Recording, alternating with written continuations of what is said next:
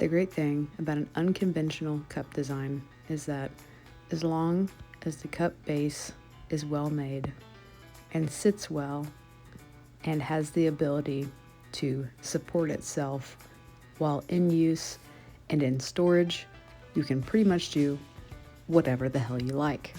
So, for this one, I decided to do a faux hovering illusion for the foot of my cup. So what I've done is put a dot of clear on the bottom of the body of my cup. I'm going to attach it to this blue marble. Now that the connection point has been established, I'm going to go in and I'm going to heat up and maneuver the body of my cup until it sits vertically and centered to the foot, which is the green ring on the very bottom. I want to make sure that even though my initial connection point is not centered, that my cup still stays centered. Now I'm going to take my hand torch and I'm going to work around that entire weld. I want to make sure that the clear that is touching the base of the cup and the top of the marble is fully worked in. Otherwise, it can create surface tension and crack either one. Now I'm going to move my work around, and I notice that my triangle is not quite right, so I work the first weld with some heat. I move it into the position that I desire, and then I will take a stringer and I will make my next weld or my next bridge. This is going to secure the cup to the foot in two separate locations. I will eventually be adding a third anchor from the foot to the base of the cup just to make sure that weight distribution is correctly allocated while in use when there's actually liquid in it. For the handle, I decided to do a spiral design.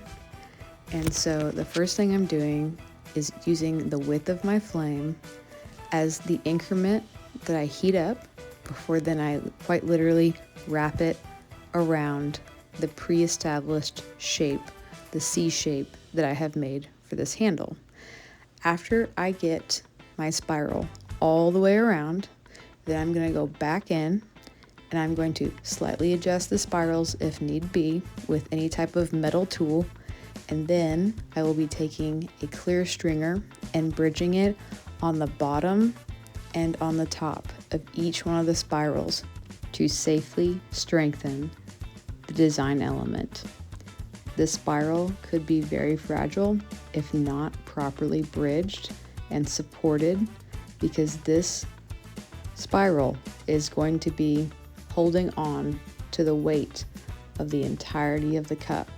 Your fingers are going to be pressing on these spirals, so they need to be properly supported if they are going to be the portion of the design that is going to have a significant amount of weight allocated to them during use. When working with glass, you walk a very fine line of making beautiful, delicate work that also needs to be structurally sound. Knowing the spots of the highest compromise to your design and ensuring that it is bridged properly will significantly reduce the likelihood of those pieces breaking. Glass objects should last an entire lifetime if properly taken care of. But what will not last a lifetime is a beautiful, delicate design that has not been thoughtfully constructed with the most basic daily use in mind. Here I've attached the faceplate. I did that off camera, not on purpose. I thought I was filming and I wasn't. So here I'm going behind each one of the little double backs or the squiggles. I'm ensuring that each one of them is properly bridged to ensure that it has a long, safe, and happy life.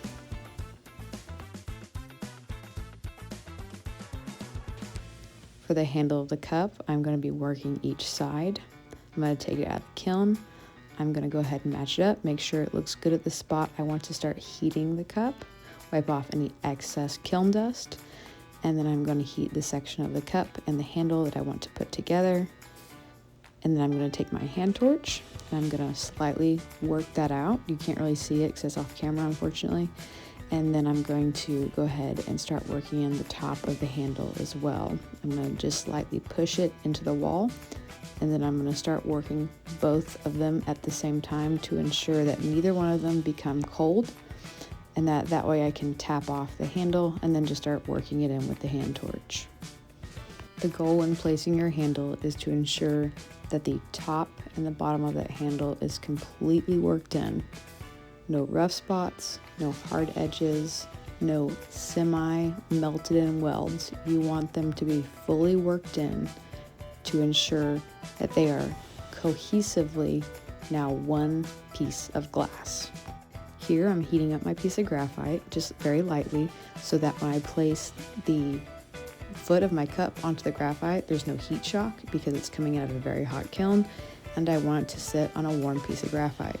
So what I'm doing here is I'm creating our third anchor from the foot to the base of the cup to ensure that the weight is properly distributed when in use or in storage. I've established a very light tack so that I can move the component around and line it up in the way that I see fit for its final position. Then I'm going to take a clear stringer, add it to the top. I'm going to secure it and fully weld it in, or melt in the weld, before I will then go down to the bottom and work out any inconsistencies from the initial tack from the third anchor point. So here you just see me working all the way around, making sure that it's completely fully worked in. The last thing that I want is a crack to go halfway through the cup. And last but not least, I took the clear handle off the top of the cup, and this is it finished.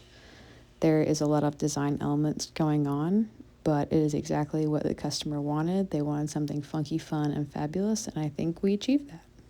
Thanks for watching, and I will hopefully have the next cup demo up very soon.